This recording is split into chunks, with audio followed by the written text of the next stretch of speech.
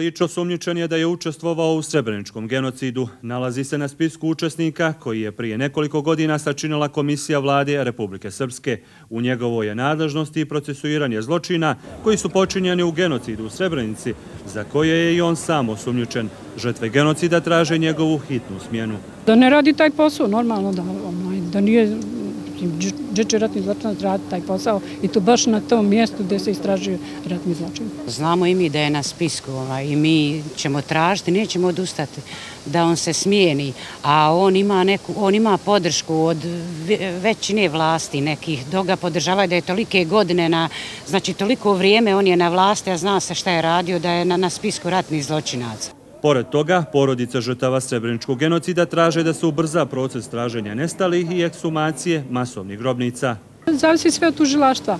Kod njih u ladicama stoji po nekoliko mjeseci zahtjevi da se pošalju od gore za istraživanje. Međutim, to stoji u ladicama, ne preduzimaju. Sve se brane kao ne imaju dovoljno ljudstva. Ukoliko rukovodstvo SIPE i Ministarstvo sigurnosti ne smijeni Ilića, naredne proteste porodica žrtava srebreničkog genocida održat će ispred zgrade regionalnog ureda SIPE u Tuzli.